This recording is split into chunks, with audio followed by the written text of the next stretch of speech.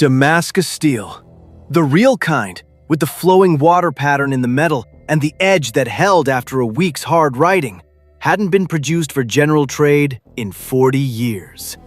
The chemical tradition behind it, the specific knowledge of how Indian Wootz ingots became the terrifying weapon every Crusader knight feared and coveted, had been fragmenting since the Abbasid period scattered the craftsmen who carried it. And yet, here was a blade of near-flawless quality, sitting on Dockmaster Ferrand's desk in the port of Acre on a July morning in 1187. Cécile de Montmorin picked it up. She knew enough of steel. Her late husband had bought swords the way merchants buy cloth, by feel and weight and reputation, to understand immediately that this blade was different. The metal had texture, visible as grain, the layered pattern of a material that had been folded and worked at precise temperatures into something that wasn't quite iron anymore. She turned it toward the harbor light coming through the door. The pattern shifted, like water, like the memory of water, frozen. She set it down. Where did this come from? The dockmaster shrugged. The al-Hadid forge, quarter-mile north. They've been running that process for 11 years. You didn't know? She hadn't known. The Patriarch's commission had given her the forge's output numbers, its commercial contracts, its guild registration, its debt to the crown armorers. Nobody had mentioned that the largest sword foundry in the Crusader kingdom was producing blades that the rest of the Christian world believed to be mythologically rare. Nobody had mentioned the system behind that blade. And a system was exactly what Cécile understood. The forge quarter announced itself 2 streets before you reached it, not by sign or reputation, but by sound. The hammers ran morning prayer to evening prayer without pause, and on production days, through the night as well. The charcoal smoke had stained everything within 50 yards of the al-Hadid lane a permanent gray-brown. Walls and door frames, and the faces of children who'd grown up breathing it. 3 forges, 1 complex, 40 blades a week. Cécile walked through the low arch with her scroll case under her arm and stopped. She had expected a blacksmith's workshop, larger than most, perhaps. What she was looking at was a machine.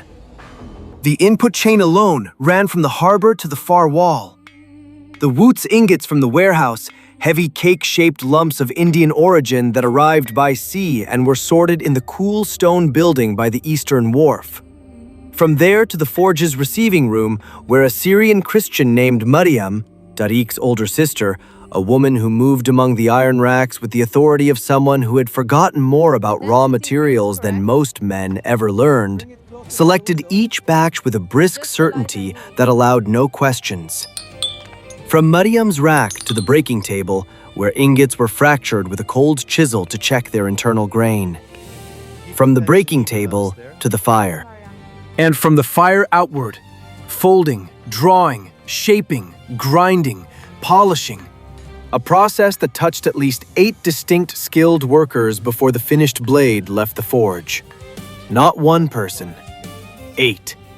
And every one of them was a link in a chain that had been built, piece by piece, by a man currently standing at the far end of the forge, working the bellows sequence himself because the apprentice on that station had apparently failed to maintain the correct rhythm.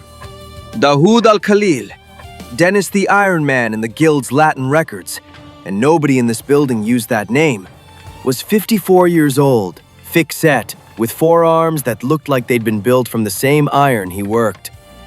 He wore no apron because he'd long ago stopped burning himself accidentally, and he didn't look up when Cécile arrived because the bellows rhythm required his complete attention and she was an audit, which meant she could wait.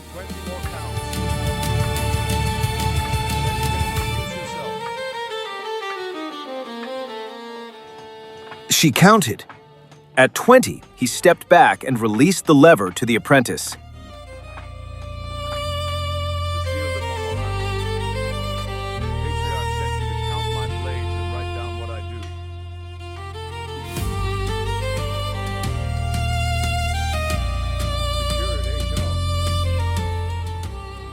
He looked at her for the first time then, not hostile, measuring, the way he might look at an ingot of unfamiliar origin.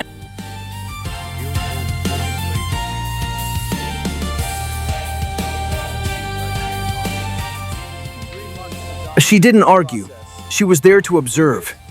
She had 3 months, her commission said, to produce a complete account of the Wootz process from ingot to blade.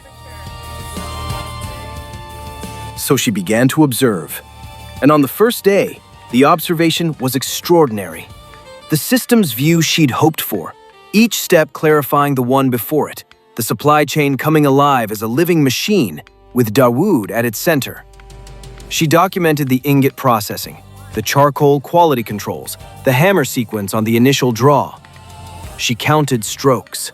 She noted temperatures by the color Dawood called out to his apprentices. Orange-red for the initial working, brighter yellow-orange for the fold, back to orange for the draw. The system was visible, logical, traceable. It was the most organized production she'd encountered in 6 years of guild oversight work. She was already composing the report in her head, the clean accounting of a process reduced to replicable steps when, as the afternoon heat peaked and the forge shifted from primary shaping to finishing work, Dawood crossed to the northern wing. The floor there was lower, older stone. The air was different, cooler in a way that had nothing to do with the time of day. Cecile followed, scroll in hand, and found herself at the top of a short stone stair leading down into a carved space she hadn't known was there. 3 stone troughs in the bedrock, each filled with water that caught the little light from a single torch. Dawood descended without acknowledging her. He took the blade he'd been working, the day's primary commission, a longsword for a Templar officer, and held it for a long moment over the first trough. He was looking at it, not with a thermometer, not with any instrument she could see. His arm was bare from the elbow, and at one point he lowered the arm, not the blade, toward the water, an inch from the surface, and held it there. He muttered something in Arabic, low, barely audible. Then he moved to the second trough. No one answered. Tariq, the young apprentice watching from the stair, said nothing. The blade entered the middle pool with a sound like a held breath being let go. And Cecile stood at the edge of the tempering room and realized for the first time that what Dawood was doing had no language she knew. She could see the steps. She could count them. She could write them down with complete accuracy. And she had no idea what any of it meant. She spent 2 weeks documenting what she could see. The Wootz process, from Cecile's perspective, broke cleanly into phases. The ingot, on arrival, weighed between 3 and 5 pounds, a dark, slightly fibrous iron cake that looked nothing like steel yet, and had traveled from the Deccan region of the subcontinent to Persia to the Levantine trade routes and then by sea to Acre. A journey that took anywhere from 8 months to 2 years. The selection of ingots was Miriam's domain, and Cecile, to her credit, recognized immediately that Miriam's eye for ingot quality was a craft in itself. She'd spent an afternoon in the warehouse watching the woman's hands move over the iron racks, separating one batch from another with a calm certainty that Cecile documented in full. The breaking and testing came next. A cold chisel applied to the ingot's edge to reveal the internal grain. Dawood examined these breaks himself. She watched him check perhaps 20 ingots over 3 days and tried to write down what he was looking for. But the truth was that he looked, nodded, and moved on too quickly for her to articulate the standard. "Good grain," he'd say, or sometimes nothing at all. The grain question went into her scroll as assessed by master's visual examination, which told nobody anything useful. The forge work itself was documented step by step. The initial heat to orange-red, the draw out on the anvil, the fold at yellow-orange, the weld with flux, the second fold. She had 7 pages of this, timed and color-coded. What she didn't have was the part that made it all matter. She went to Tariq ibn Yusuf on a Wednesday morning when Dawood was across the city in a contract dispute at the guild hall. Tariq was 18 and had been with Dawood since he was 14. He was good at the forge, clearly good, in the way that some people are good at spatial work before anyone has formally taught them. And he was also uncomfortable when Cecile sat across from him in the courtyard outside the forge and said, very simply, that she needed his help.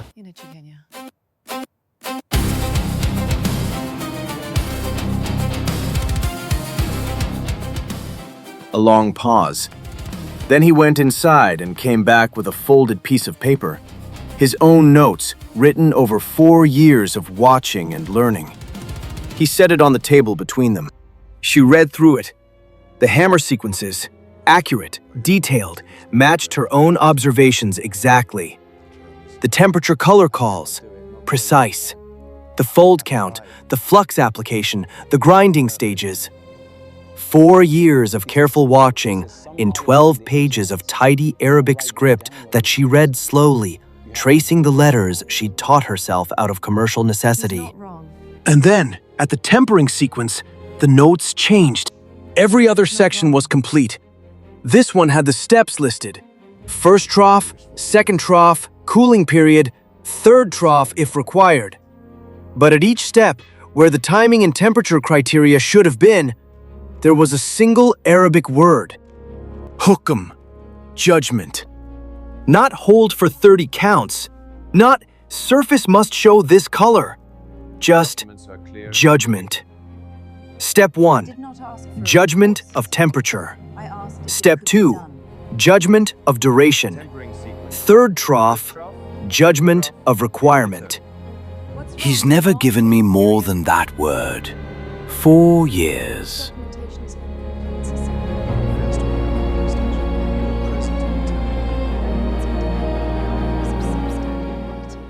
Tariq said nothing. His hands were flat on the table. He didn't take the paper back. The Guildhall confrontation happened 3 days later. Renaud of Champagne had called the meeting. He wanted to review her progress, meaning he wanted evidence he could use to renegotiate Dawood's contract terms. Cecile presented her documentation. 7 pages of forge process, 3 pages of ingot selection principles, 2 pages of grinding and finishing. And then, the gap. The tempering sequence with its 4 entries of judgment. Renaud stared at the scroll. That's it? That's the whole record? That's the full record of observable process. Renaud turned to Dawood, who was sitting on the far side of the table with the expression of a man who had attended a dozen of these meetings and found them all equally uninteresting.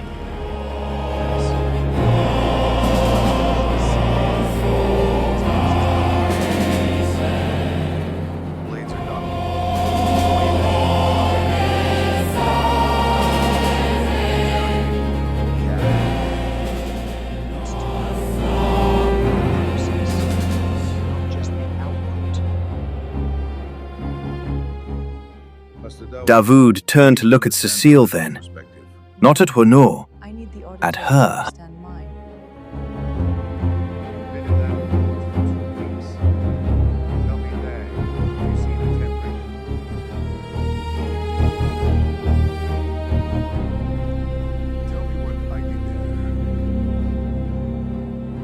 The silence was complete.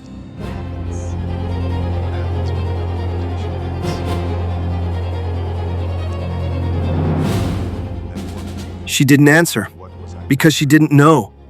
She'd seen the motion, documented it, described it. Master tests pool temperature via direct tactile contact. But the standard, the threshold, the number or quality that separated a correct temperature from an incorrect one, she had nothing. No number, no color, no count.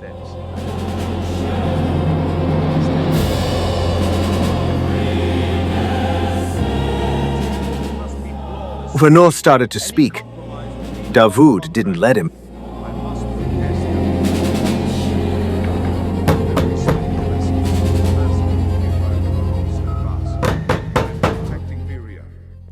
On the walk back through the forge quarter, Cecile passed the yard where Tariq was working a junior piece.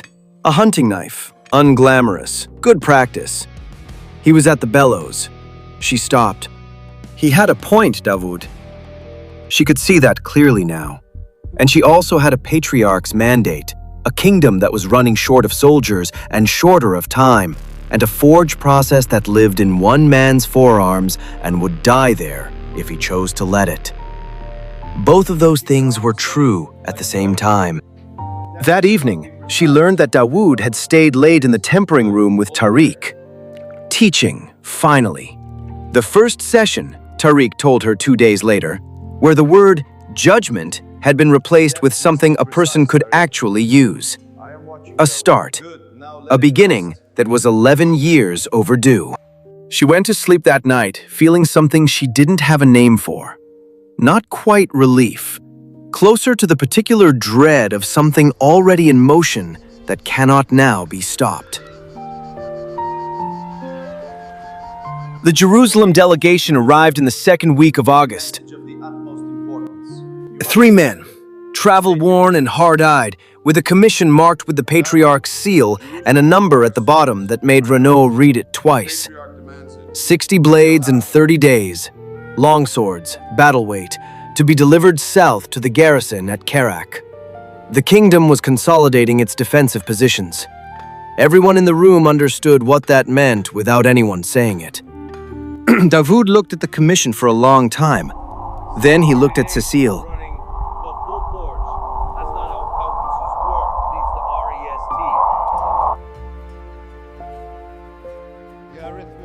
One of the Jerusalem men, a gaunt knight named Adamar, who'd survived 2 previous campaigns and had the look of someone doing the arithmetic on a third, put his hand flat on the table. Yes.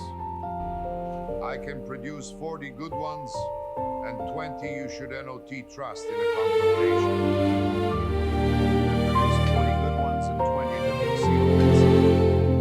Because when they end, the soldiers will leave their arm.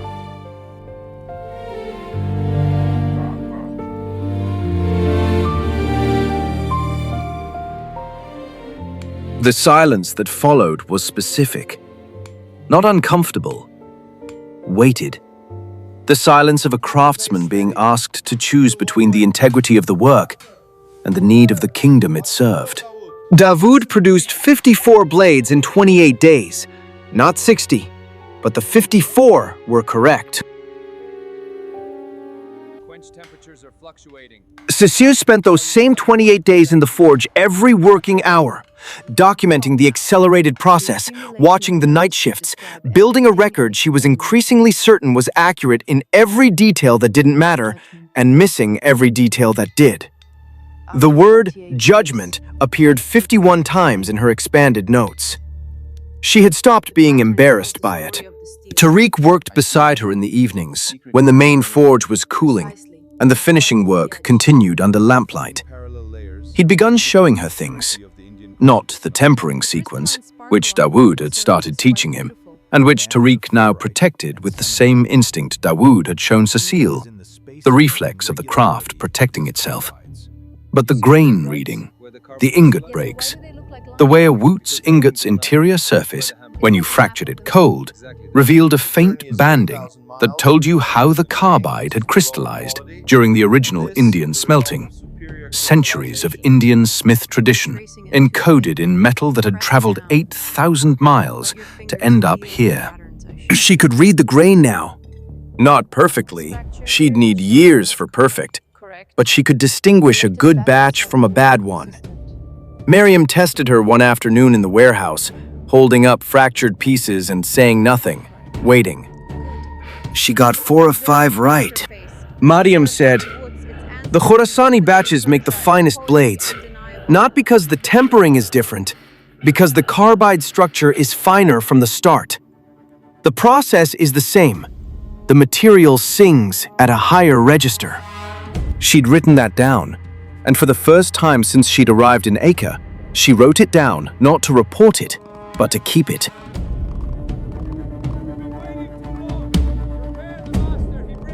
The rider came on the 4th day of August. He came from the south, through the afternoon dust, and he did not stop at the city gate. He rode straight to the harbor square, where the garrison captain kept his office, and the words he carried were not yet public knowledge when Cecile entered the forge at the start of the afternoon shift. But word moves through a port city like heat through iron. Fast, even when people are trying to slow it. By the time she'd been in the forge for an hour, she could feel it in the way the men were working. The hammer rhythm hadn't changed, the bellows didn't stop, but something in the density of the silence between the blows was different. A waiting. Tariq was at the grinding wheel when he went still. Just stopped. The wheel spun down on its own momentum. He was looking at the arched doorway. A boy had come in, 13 maybe, one of the street children who ran messages through the quarter. He looked for Davoud, found him at the quench barrel, and said 4 words. Hatin, the king, taken.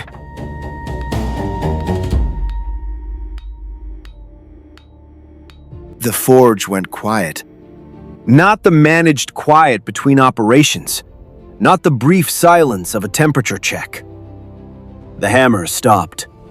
The bellows lever settled on its own against the frame. Somewhere in the back rooms, a piece of metal fell and rang against stone, and nobody moved to pick it up. 41 years old, the Kingdom of Jerusalem. It had taken 100,000 lives to build, and fewer than 3 hours at the Horns of Hatin to lose. The king was in Saladin's custody. The true cross, the one the Crusader army carried into battle as divine guarantee, was lost. The army of the kingdom, the thing that stood between Acre and the tide, was gone. Davoud set down the blade he'd been working. He walked to the doorway at the back of the forge and stood in the light for a long time. Nobody spoke to him. Cecile stood near the tempering pool stairs and looked at the room. The 8 workers, the bellows, the 3 fires still burning because fires didn't stop for news, and understood, with a clarity she hadn't had before, what she was looking at. Not a process, not a system, not a supply chain from ingot to blade. A thing that was going to be lost. Renaud left Acre within a week. His calculations were quick, and they were not wrong. The city might hold for a time, but the supply lines were severing. The ingot trade was dead, and a guild master without a guild was a man with a title and a debt. He was on a Genoese vessel heading west before the siege of Jerusalem began. He took nothing useful with him. The last commission was Hospitaller. 40 blades for a column moving to Cyprus, where the surviving military orders were reconsolidating. The ingots were Khorasani, which Mariam had been holding in reserve. The best material Acre had produced in 11 years, for what everyone in the forge knew, without saying, was the last run. Cecile was there for all of it. Not with her scroll. She'd put the scroll away 3 days after Hatin, not in defeat, but in recognition of something Davoud had said in the guild hall that she'd written down at the time and now understood differently. The document was accurate. The blades were inferior. She'd thought he was talking about Damascus. She understood now he was talking about her.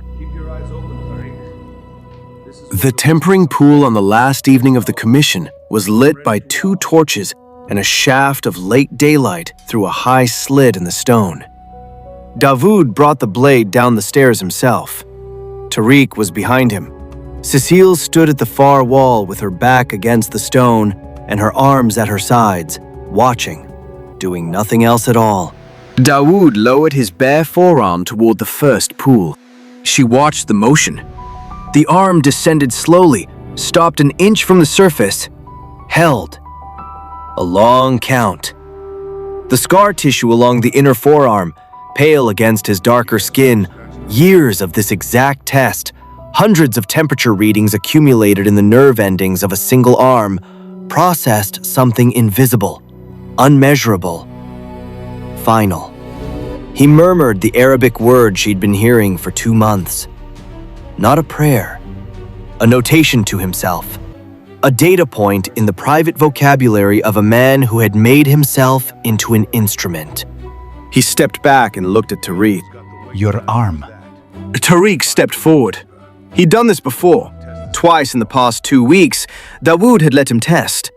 But this time was different, and everyone in the room knew it. He lowered his arm toward the first pool the way his master had shown him, held it. A shorter count than Dawood's, because his arm didn't know yet.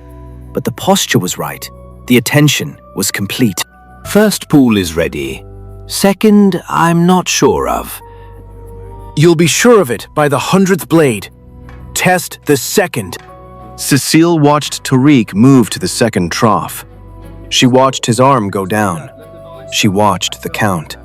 She watched Dawood watching him, and in the quality of that watching, the patience of a man who had wasted 11 years and was now spending what was left with absolute intention, she finally understood what the word judgment meant. It wasn't an absence. It wasn't what you wrote when you didn't know something. It was the name for what happened when enough heat and pressure and careful time had built something in you that was no longer observable from the outside. The scar tissue. The count that lived in the body, not the mind. The knowledge that could only be passed by standing next to someone who had it until you had it too.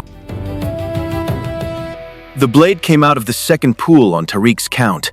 Slightly early, Dawood's hand came up to delay him a beat, a correction without words, and into the cool air of the tempering room, where it sang the specific thin note that good Wootz makes when the temperature gradient is right. A sound she'd heard 100 times, and only now could name. The 40 blades went to Cyprus with the Hospitaller column. Tariq stayed. Dawood stayed for another year before the falling of the city made Acre too uncertain even for someone who'd survived every previous shifting of the political ground. He went north to Antioch, and then further, carrying everything he knew in his hands and his forearms and the private Arabic vocabulary of his temperature readings. No record exists of exactly when the Wootz process, as practiced in Acre, was lost. The guild records after 1188 show a gradual decline in documented blade quality. The production notes, in Cecile's careful hand, end mid-sentence in a scroll now held in a monastery archive in Cyprus. The last line, before the text stops, reads, "The tempering sequence requires," and then nothing. She had been interrupted, or she had stopped, understanding that the next word was the one she'd spent 3 months trying to write. On the stone surface of the Acre Dockmaster's office, there is a faint mark, a ring of salt corrosion, oval-shaped, about the size of a sword blade laid flat. The blade that was lying there in July of 1187 has been gone for 8 centuries. The system's view, Persona 15 will tell you, is this. A supply chain is only as strong as the knowledge at its center. You can document the steps. You can map the inputs and the outputs. You can build a record so precise that every observable variable is accounted for. And then you will arrive at the tempering pool, and the scroll will stop, and all that's left is a word. Hukam! Judgment. The al-Hadid forge produced true Wootz pattern blades for 11 years, 3 months, and 4 days. The process required a harbor, a trade network, an Indian subcontinent's worth of specific metallurgical tradition, and a man with 30 years of scar tissue on his forearm who refused, for most of those years, to teach the next person what his arm knew. He wasn't wrong to protect the knowledge. He wasn't right to wait so long. Both of those things are true, which is the only kind of truth that outlasts the work.